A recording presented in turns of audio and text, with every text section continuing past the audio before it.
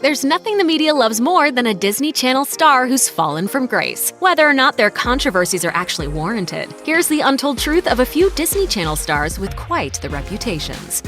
Bella Thorne never wanted to become a Disney Channel star. She only joined the House of Mouse to help support her family after the passing of her father when she was only 9. So it's not surprising that she never really acted like a part of the Disney fam. After becoming a household name alongside Zendaya in Disney's Shake It Up, the star told ABC Nightline, "Well, we were very close to actually just literally being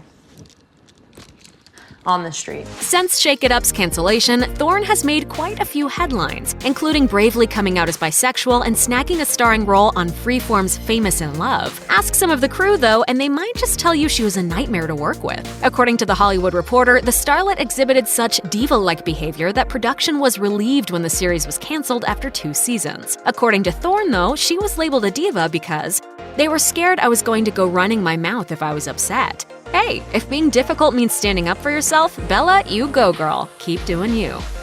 Demi Lovato may have risen to fame as the smiley girl next door from Disney's Camp Rock, but the star has battled substance abuse, eating disorders, and mental illness throughout her entire career. In her documentary, Simply Complicated, Lovato revealed things came to a head after an incident where she punched a backup dancer following an Adderall and alcohol-fueled party while touring for Camp Rock 2. I remember thinking, I'm about to beat this bitch up.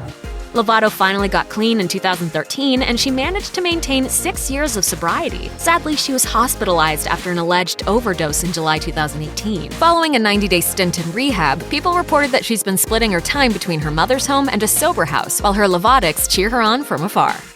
It may have been smooth sailing for Lelaine on the set of Lizzie McGuire, but the man-on-mimic child star's most troubling years proved to be a nightmare for the mouse. It's safe to say Disney wouldn't want one of their most iconic supporting characters ending up in the throes of a methamphetamine charge. According to TMZ, Lelaine, who played Lizzie McGuire's artsy BFF Miranda, pleaded guilty after being charged with felony possession of methamphetamine in 2007. Around that time, she lost contact with her Disney Channel co-stars. In an interview with the Huffington Post, the former child star referred to that period of her life as her dark years.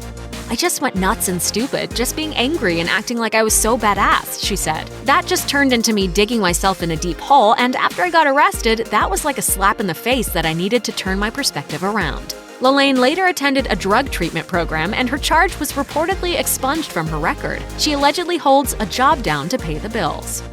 Raven-Symoné is one of those rare Disney Channel stars who almost constantly worked for the network throughout the early 2000s. Her portfolio proved her versatility, from roles in classics like Xenon, Girl of the 21st Century, to voice work in Kim Possible, to finally landing her own series, That's So Raven. Though the starlet obviously wasn't misbehaving enough to get booted by the mouse, she did have a few unfortunate fumbles with her Cheetah Girls crew. Mainly, they didn't really get along. J14 reports that she once revealed, "I'll be honest, there were territorial issues, there were catfights. It was not all peaches and cream off camera." Today, Raven-Symoné is older, but maybe not wiser. The star is perhaps best known for causing catfights on The View with her controversial opinions. "I'm not about to hire you if your name is Watermelon Drea. It's just not gonna happen." The rap claims these comments were precisely what led to her exit from the talk show, but we're betting it probably has more to do with her Disney show Raven's Home. Speaking of which, there's a reason Orlando Brown hasn't returned as Eddie in Disney's That's So Raven spinoff. Apparently, Raven's on-screen bestie has been the subject of some unsavory press. According to TMZ, the star was arrested for a DUI, allegedly threatened to kill a woman in 2014, and was arrested in 2016 for domestic battery and drug possession with the intent to sell. The drug of choice? Methamphetamine. Despite all that, and that's already a lot, the former That's So Raven star caused some drama with the show's lead, Raven-Symoné. In an interview with Vlad TV, he claimed to have had a sexual relationship with the Disney Channel star, then proceeded to describe her body in uncomfortable detail. If that didn't annoy Raven enough, things crossed over into creepy territory when Brown tattooed a portrait of her on his chest and neck in 2018.